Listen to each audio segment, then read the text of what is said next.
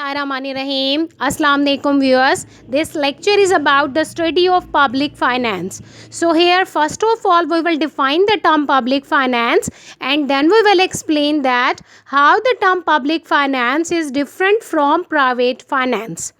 Then in the last of this lecture we will explain the different sources of government revenues in detail. So let's start our lecture. In order to define the term public finance, simply we can say that it is the study of public income and expenditure and the principles regulating them.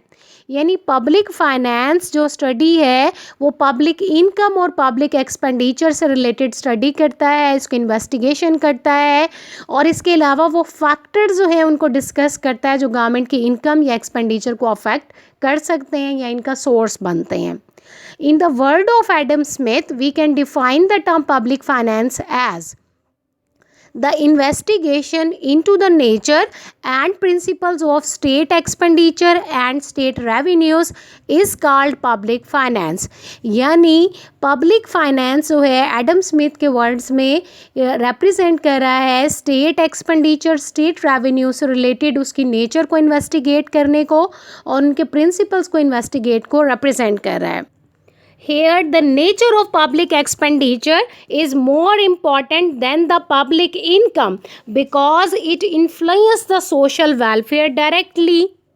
जहाँ public expenditure comprise करता है वो सारे के सारे expenditure जो federal government, provincial government, district government, corporations, district councils और municipal councils वगैरह बेयर करती हैं.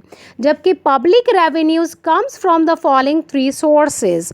These sources are the direct income derived by the government from its property, business and gift etc. While the next source is the derived income, यानी दूसरे लोगों की income या दूसरे लोगों के एसेट से जो गवर्नमेंट इनकम डेराइव करती है जैसा कि प्रॉपर्टी टैक्स है, इनकम टैक्स है, एक्साइज ड्यूटी वगैरह के थ्रू जो है वो गवर्नमेंट किसी दूसरों की इनकम या एसेट्स के थ्रू गवर्नमेंट इनकम जनरेट करती है, तो ये डेराइव्ड इनकम सोर्स है. नेक्स्ट सोर्स जो है वो गवर्नमेंट की इनकम का एक्सपेक्टेड इनकम है, that is expected from the debts and treasury bills etcetera. Now we will explain the difference between public and private finance. तो यहाँ पर हम इनका डिफरेंस क्रिएट करने से पहले या डिफरेंस को डिस्कस करने से पहले हम सबसे पहले इन दोनों को डिफ़ाइन करेंगे और देखेंगे कि ये जो दोनों हैं इनकी डेफिनेशंस क्या हैं, दोनों डेफिनेशंस के पॉइंट ऑफ व्यू से किस तरह से डिफरेंट हैं. तो अभी हमने जो है प्रीवियस स्लाइड्स में पढ़ा कि public finance is the study of principles of public revenues and public expenditure. यानी पब्लिक फाइनेंस गवर्नमेंट के रेवेन्यूज़ और उसके एक्सपेंडिचर से रिलेटेड डिस्कशन करता है, इन्वेस्टिगेट करता है, स्टडी करता है. तो अब हम देखते हैं कि प्राइवेट फाइनेंस किस चीज़ को शो करेगा.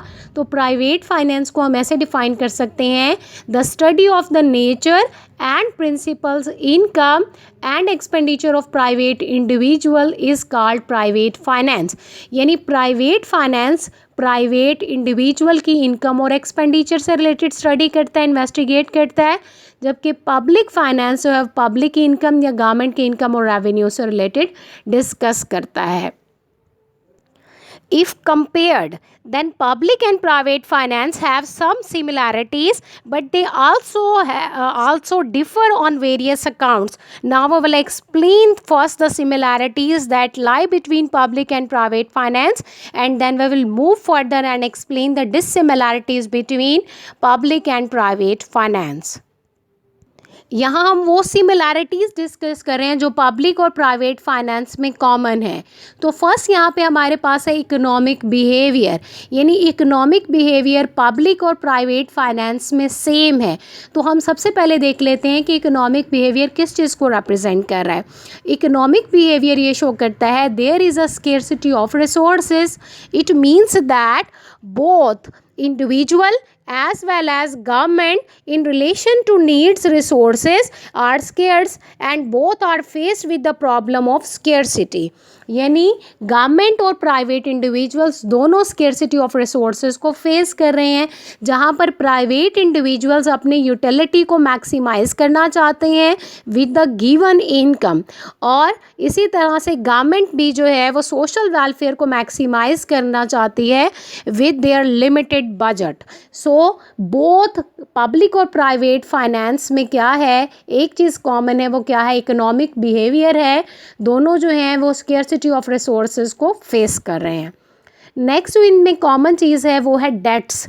डेट्स जो है वो कर्ज़ों को रिप्रेजेंट कर रहे हैं, यानी जब कभी प्राइवेट इंडिविजुअल या पब्लिक जो है गवर्नमेंट अपनी इनकम से ज़्यादा अगर खर्च कर दे, तो अगर गवर्नमेंट स्पेंडिंग एक्सीड कर जाए गवर्नमेंट इनकम से, या प्राइवेट इंडिविजुअल का जो कंजम्पशन है वो एक्सीड कर जाए उसकी इनकम से, तो दोनों क्या कर सकते हैं, कर्ज़ा लेके ये जो एक्सेस इन्होंने कंज्यूम किया है, जो खर्च किया है एक्सेस, उसको पूरा कर सकते हैं. यानी हम कह सकते हैं कि जब कभी भी जो है इंडिविजुअल्स को पैसों की कमी जो है उसको फेस करना पड़ता है, तो वो इसको लोन लेकर जो है वो इस शॉर्टेज को ओवरकम कर सकते हैं. इसी तरह से government can borrow to bridge up the gap between income and expenditure. Third जो कॉमन फैक्टर है प्राइवेट और पब्लिक फाइनेंस में वो है एडिशनल सोर्सेज. यानी दोनों के पास चॉइस है कि वो अपनी इनकम का कुछ पार्ट सेव करके उसको फर्दर इनकम जनरेट करने के लिए यूज़ कर सकते हैं. जैसे कि प्राइवेट इंडिविजुअल जो है वो अपनी इनकम का कुछ पार्ट सेव करता है और उसे इन्वेस्टमेंट पर्पसेस के लिए यूज़ करके वो क्या कर सकता है, नए जो है वो इनकम सोर्सेज को डिस्कवर कर सकता है. बिल्कुल इसी तरह से गवर्नमेंट भी जो है वो अपनी इनकम को इन्हांस कर सकती है, अपनी इनकम के सोर्सेज को बढ़ा सकती है. किस तरह से कर सकती है कि वो अपनी सेविंग को अगर इन्वेस्ट कर दे, तो इस तरह से वो अपने मोर इनकम के रिसोर्सेज जो हैं वो जनरेट कर सकती है. तो ये थी similarities that lie between public and private finance.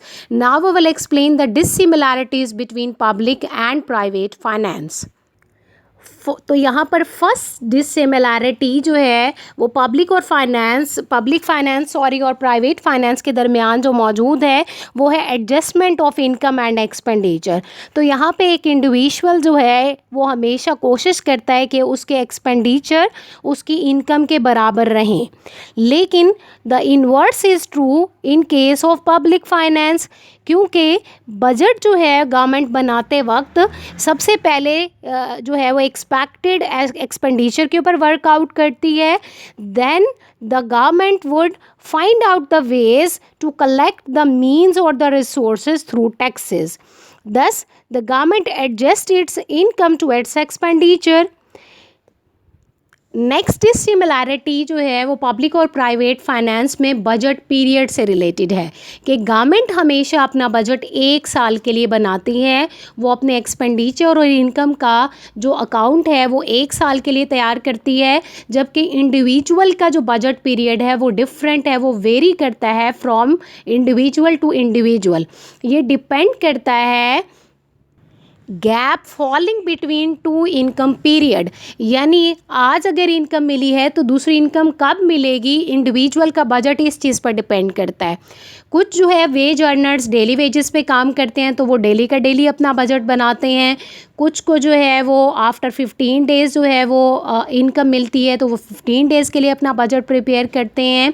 कुछ जो है वो इंडिविजुअल्स का जो इनकम का गैप है 2 टाइम पीरियड का वो मंथली होता है, कुछ का वीकली होता है, कुछ का क्वार्टरली इनकम जो है वो रिसीव करते हैं, कुछ एनुअली इनकम रिसीव करते हैं. तो वो इसी तरह से depending on these 2 income lags वो अपना बजट जो है वो डिसाइड करते हैं. उनका बजट पीरियड उनके 2 इनकम के गैप के ऊपर जो है वो डिपेंड करता है. नेक्स्ट जो डिससिमिलैरिटी है is about the equilibrium of income and employment. तो यहाँ पर इंडिविजुअल जो है वो हमेशा कोशिश करते हैं कि वो अपनी इनकम को इस तरह से खर्च करें कि कुछ ना कुछ पार्ट वो सेव कर सकें, क्योंकि deficit budget is not popular in the private finance, but the deficit budget is popular in the public finance. यानी गवर्नमेंट जो है वो हमेशा इस तरह का बजट बनाती है कि उसके जो एक्सपेंडिचर हैं वो इनकम से एक्सीड कर जाते हैं. नेक्स्ट डिसिमिलैरिटी जो है वो रिलेटेड है सीक्रेसी वर्सेस पब्लिसिटी से. तो सीक्रेट जो है वो अपने बजट को, अपने इनकम के रिकॉर्ड को एक प्राइवेट इंडिविजुअल जो है वो सीक्रेट रखना चाहता है, वो दूसरों के सामने नहीं लेकर आना चाहता, जबकि government gives a wide publicity to the debts of income expenditures of the budget, and finance minister make announcement on TV and radio to this effect. Next similarity जो है वो प्रोविज़न फॉर द फ्यूचर से related है. तो individuals जो हैं उनके लिए प्रेजेंट कंजम्पशन और प्रेजेंट नीड जो है वो मोर इम्पॉर्टेंट होता है, इसलिए उनकी ख्वाहिश होती है, कोशिश होती है कि वो अपनी इनकम से आज की ज़रूरियात को पूरा कर सकें. जबकि कुछ लोग होते हैं जो फ्यूचर जनरेशन के लिए कंसर्न्ड होते हैं और उनके लिए प्रॉपर्टी और एसेट्स वगैरह जो हैं वो छोड़ जाते हैं.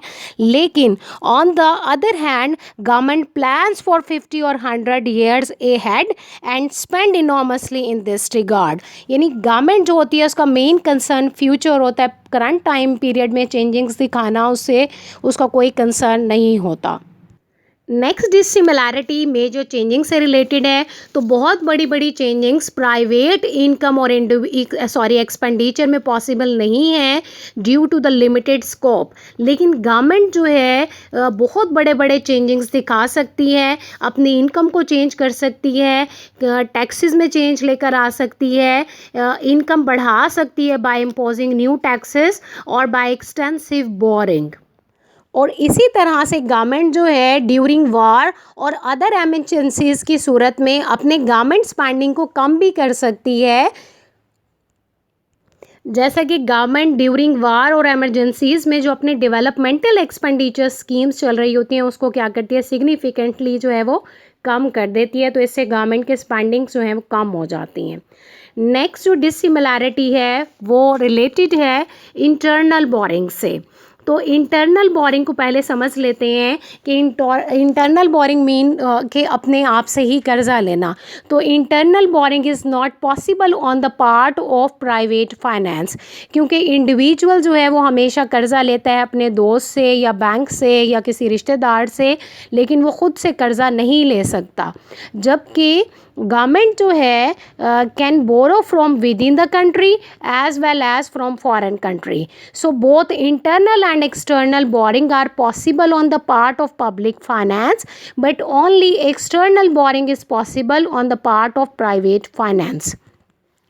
लास्ट डिसिमिलैरिटी जो है वो पब्लिक और प्राइवेट फाइनेंस में वो रिलेटेड है डेफिसिट फाइनेंसिंग से. तो डेफिसिट फाइनेंसिंग जो है वो प्रिंटिंग ऑफ करेंसी या प्रिंटिंग ऑफ न्यू नोट्स को शो करता है. तो प्रिंटिंग ऑफ न्यू नोट्स जो है वो मेजर क्राइम है. अगर इंडिविजुअल इसको प्रिंट करें तो ये क्राइम बन जाता है. तो इसका मतलब है इंडिविजुअल्स जो हैं वो न्यू नोट्स प्रिंट नहीं कर सकते, जबकि government can however increase the money supply by printing of new money if a budget deficit occurs. तो यहाँ तक हमने देखा कि सिमिलैरिटीज़ और डिसिमिलैरिटीज़ कौन कौन सी लाई करती हैं पब्लिक और प्राइवेट फाइनेंस में. अब हम देखेंगे different sources of government revenues कौन कौन से हैं. तो यहाँ हम देख सकते हैं कि there are two sources of public revenues, that is tax revenue sources and non tax revenue sources. अब हम इन दोनों सोर्सेज को वन बाय वन जो है वो डिटेल के साथ डिस्कस करेंगे. यहाँ पर हम गवर्नमेंट के टैक्स रेवेन्यू सोर्सेज को डिस्कस करेंगे. तो टैक्स रेवेन्यू सोर्सेज को डिस्कस करने से पहले सबसे पहले हम यहाँ पर टैक्स जो है वो टर्म को डिफ़ाइन करेंगे कि टैक्स क्या है. इसको डिफ़ाइन करने के बाद फिर हम इसके डिफरेंट सोर्सेज देखेंगे. So we can define the term tax as it is a compulsory payment in lieu of which government is not obliged to provide a direct benefit.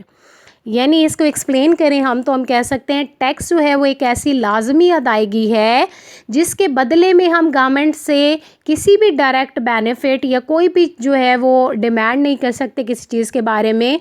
कोई अपनी जो है वो ख्वाहिश नहीं रख सकते कि हमने ये जो है आपको पेमेंट किया है इसके बदले में ये चीज़ पूरी कर दें। हाल जो है गवर्नमेंट ये जो है पेमेंट्स को बाद में सोशल वेलफेयर और बेनिफिट के लिए यूज़ करती है, लेकिन डायरेक्टली गवर्नमेंट इसके बदले में कोई बेनिफिट आपको प्रोवाइड नहीं करती। कंपलसरी पेमेंट है, अगर किसी शख्स पे जो है वो लग जाए तो वो इससे जो है वो इनकार नहीं कर सकता। तो अब हम देखेंगे सोर्सेज ऑफ टैक्स रेवेन्यूज़ कौन कौन से हैं, कौन कौन सी चीज़ों पर गवर्नमेंट टैक्स लगा के अपने रेवेन्यू जनरेट कर सकती है। तो इसमें से फर्स्ट जो है वो आपके पास है इंपोर्ट एंड एक्सपोर्ट कस्टम। वो टैक्स जो इंपोर्ट्स पर लगाया जाता है, यानी वो चीज़ें जो हम बाहर से अपने मुल्क में मंगवा रहे हैं उनके ऊपर जो गवर्नमेंट टैक्स लगाती है उसे इंपोर्ट ड्यूटी कहते हैं। और वो चीज़ें जो हमारे मुल्क से बाहर जा रही हैं, एक्सपोर्ट हो रही हैं, उनके ऊपर जो टैक्स गवर्नमेंट लगाती है उसे कहते हैं export duty. In most of the countries custom revenue is the biggest source of tax revenue. Next जो टैक्स सोर्स है वो है एक्साइज ड्यूटी। एक्साइज ड्यूटी जो है वो गुड्स जो चीज़ें प्रोड्यूस हो रही होती हैं, जो सर्विसेज जो है प्रोवाइड की जा रही होती हैं, उन पर लगाया जाता है। एक्साइज ड्यूटी की ये करैक्टरिस्टिक है कि ये मिनिमम एक्सपेंसेस जो है उसके अंदर कलेक्ट हो जाता है, यानी गवर्नमेंट को बहुत कम एक्सपेंडिचर बर्दाश्त करना पड़ते हैं इसको कलेक्ट करने में। जब कभी भी गवर्नमेंट जो है वो डेफिसिट बजट को फेस कर रहा होता है और डिफरेंट सोर्सेज से जो है वो टैक्स की कलेक्शन इतनी ज़्यादा नहीं आ रही होती, तो उस वक्त जो है वो गवर्नमेंट एक्साइज ड्यूटी को यूज़ कर सकता है to make up the deficit. तो इसका मतलब ये हुआ कि गवर्नमेंट जो है वो एक्साइज ड्यूटी को बहुत केयर के साथ जो है वो लिवाए करता है कि ताकि इससे जो है फर्दर प्रोडक्शन डिस्करेज ना हो। चूँकि एक्साइज ड्यूटी जो है वो इनडायरेक्ट टैक्स की टाइप है, तो इसका अल्टीमेट इम्पैक्ट जो है वो कंज्यूमर पर ही होता है। नेक्स्ट जो है वो टैक्स सोर्स जो है वो रेवेन्यू का वो है इनकम टैक्स, जो कि इंडिविजुअल की इनकम पर लगाया जाता है। इनकम पर लगाने के लिए जो है गवर्नमेंट इसके लिए प्रोग्रेसिव रेट जो है उसको यूज़ करती है। प्रोग्रेसिव रेट क्या शो करता है कि जिसकी इनकम ज़्यादा होती है उस पर ज़्यादा टैक्स लगता है और जिसकी इनकम कम होती है उसे कम टैक्स पे करना पड़ता है। नेक्स्ट जो है हमारे पास सोर्स है कारपोरेशन टैक्स। कारपोरेशन टैक्स वो इनकम है जो ज्वाइंट स्टॉक कंपनीज़ के प्रॉफिट पर लगाया जाता है। ये टैक्स भी प्रोग्रेसिव रेट से लगाया जाता है। जिस कंपनी का प्रॉफिट ज़्यादा होता है उस पर ज़्यादा टैक्स लगता है, जिस कंपनी का जो है वो प्रॉफिट कम होता है उस पर टैक्स कम लगता है। नेक्स्ट सोर्स है एग्रीकल्चर इनकम टैक्स है। यहाँ पर एग्रीकल्चर जो है वो कंट्रीज़ में जहाँ पर मॉडर्न मशीनरी और इक्विपमेंट को यूज़ किया जाता है जिससे पर एकड़ यील्ड जो है वो बढ़ जाती है, तो इसके लिए गवर्नमेंट जो है वहाँ पर एग्रीकल्चर इनकम टैक्स इम्पोज कर देती है और ये भी प्रोग्रेसिव रेट से ही लगाया जाता है। नेक्स्ट टैक्स जो है वो सेल्स टैक्स है। सेल्स टैक्स जो है वो सम सेलेक्टेड कमोडिटीज़ की सेल पर लगाया जाता है। ये टैक्स उन अशिया पर जो हमारी बुनियादी ज़रूरियात की चीज़ें हैं या कैपिटल गुड्स पर नहीं लगाया जाता। सेल्स टैक्स जो है वो इनडायरेक्ट टैक्स की एक टाइप है। इसके अलावा भी मिसलेनियस टैक्सेस हैं जिनके थ्रू गवर्नमेंट जो है वो रेवेन्यूज़ जनरेट कर सकती है। ये जो है वो टैक्सेस रेवेन्यूज़ जो हैं इन टैक्सेस के थ्रू कलेक्ट कर सकती है, जैसा कि वेल्थ टैक्स है, गिफ्ट टैक्स है और इनहेरिटेंस टैक्स वगैरह हैं। तो ये हमने देखे कि टैक्स सोर्सेज जिनके ज़रिए से गवर्नमेंट जो है वो अपने रेवेन्यूज़ बढ़ा सकती है, इनकम जनरेट कर सकती है। अब हम एक्सप्लेन करेंगे sources of non tax revenues. तो यहाँ पर हम डिस्कस करेंगे sources of non tax revenues. तो यहाँ पे सबसे पहला जो नॉन टैक्स सोर्स है गवर्नमेंट की इनकम का वो है fee. Fee is the payment for a direct benefit available of by the people. यानी फॉर एग्ज़ाम्पल यहाँ पर हम ये कह सकते हैं कि एक शख्स जो है वो ड्राइविंग जो है वो नहीं कर सकता जब तक कि वो ड्राइविंग लाइसेंस हासिल ना कर ले। For this a specified license fee has to be paid, जिसके लिए गवर्नमेंट ने जो स्पेसिफाइड फ़ीस जो है वो रखी हुई है उसे वो पे करनी पड़ेगी ताकि वो लाइसेंस फ़ीस जो है वो हासिल कर सके, लाइसेंस हासिल कर सके। फ़ी जो है वो हमेशा लेस होती है, कम होती है उस कॉस्ट से जो गवर्नमेंट को बेयर करना पड़ती है। जो बेसिक डिफरेंस है फ़ी और टैक्स का वो ये है कि टैक्स के अगेंस्ट कोई डायरेक्ट बेनिफिट नहीं मिलता, जबकि फ़ी जो है वो डायरेक्ट फैसिलिटी को अवेल करने की ही चार्जेस हैं। नेक्स्ट जो है वो नॉन टैक्स इनकम सोर्स है गवर्नमेंट का प्राइस। कुछ जो हैं वो गुड्स और सर्विसेज गवर्नमेंट कमर्शियल बेसिस पे प्रोवाइड करती है। ये गुड्स एंड सर्विसेज जो हैं वो उनके रिस्पेक्टिव प्राइसेस पे गवर्नमेंट जो है वो लोगों को बेच देती है। ये गुड्स और सर्विसेज फॉर एग्जांपल हमारे पास हैं पोस्ट कार्ड्स हैं, इन्वेलप्स हैं, इलेक्ट्रिसिटी है, ट्रांसपोर्ट है, टेलीफोन है and the goods produced by the public sector. इन सारी चीज़ों की जो है वो एक स्पेसिफाइड प्राइस है। जो शख्स इसको जो है वो लेता है वो इसकी एक स्पेसिफिक प्राइस जो है वो पे करता है। तो ये जो है वो प्राइस गवर्नमेंट का नॉन टैक्स इनकम सोर्स बन जाता है। नेक्स्ट जो है वो सोर्स यहाँ पर हमारे पास है non tax income special assessment है। स्पेशल असेसमेंट जो है वो ये शो करता है कि कुछ लोकेलिटीज़ में गवर्नमेंट जो है वो कुछ इस तरह के स्पेशल प्रोजेक्ट करती है, कुछ डेवलपमेंटल जो है वो वर्क स्टार्ट करती है, जिसकी वजह से जो साथ में जो है वो बिल्डिंग्स होती हैं तो उनकी जो उन एसेट्स की जो वैल्यू है वो इंक्रीज़ हो जाती है। जैसे कि फॉर एग्ज़ाम्पल देहातों में अब इलेक्ट्रिसिटी जो है वो अवेलेबल है, वाटर है, हॉस्पिटल की फैसिलिटी मौजूद है, सेवरेजेस की फैसिलिटी मौजूद है, जिसकी वजह से वहाँ पर जो हैं वो जो एसेट्स हैं या जो प्रॉपर्टी हैं उनके रेट्स बहुत ज़्यादा बढ़ गए हैं। इन एसेट्स की वैल्यू बढ़ने की वजह से जो उसका ऑनर होता है उसे फ़ायदा होता है, जिसने इसके लिए कोई उसने कोई प्रोसेस नहीं किया कि उसकी चीज़ की वैल्यू बढ़ जाए, लेकिन गवर्नमेंटल प्रोजेक्ट्स की वजह से उसकी चीज़ की या एसेट्स की वैल्यू बढ़ गई है। तो गवर्नमेंट इसके बदले में उस जो है वो इंक्रीज्ड वैल्यू का उन एसेट्स या प्रॉपर्टी की जो वैल्यू इंक्रीज़ हुई होती है उसका कुछ पार्ट जो है वो गवर्नमेंट चार्ज करती है उस ऑनर से as a special assessment. Next जो है वो नॉन टैक्स रेवेन्यू जनरेशन का जो सोर्स है गवर्नमेंट का वो है स्टेट प्रॉपर्टी, यानी वो चीज़ें जो गवर्नमेंट की मिल्कियत में हैं, जैसे कि फॉरेस्ट हैं, माइंस हैं, कल्टीवेबल लैंड है। अगर गवर्नमेंट इन्हें लीज़ कर दे और इसके बदले में रेंट रिसीव कर ले तो ये भी गवर्नमेंट का जो है वो एक सोर्स ऑफ इनकम बन जाता है, जो कि नॉन टैक्स इनकम सोर्स है। अगर किसी कंट्री में नेचुरल रिसोर्सेज बहुत ज़्यादा हों तो ऐसी कंट्री में जो है ये जो नेचुरल रिसोर्सेज हैं या स्टेट प्रॉपर्टी हैं may be a permanent source of income for the government. Last government का non tax income revenue source जो है वो गिफ्ट्स हैं, यानी गवर्नमेंट जो रिसीव करती है गिफ्ट्स इंडिविजुअल से या फॉरेन कंट्रीज से, वो इसकी इनकम का पार्ट बन जाते हैं। इसी तरह से in case of any natural calamities जैसे कि अर्थक्वेक हैं, फ्लड्स हैं, ड्रॉट्स वगैरह हैं, इन सिचुएशन में फॉरेन गवर्नमेंट और प्राइवेट इंस्टीट्यूशन जो हैं फाइनेंशियल हेल्प जो हैं वो देते हैं गवर्नमेंट को, जो गवर्नमेंट की इनकम का सोर्स बन जाते हैं। तो यहाँ तक हमने डिस्कस किए गवर्नमेंट के sources of income, both tax and non tax sources of incomes. Thanks for watching.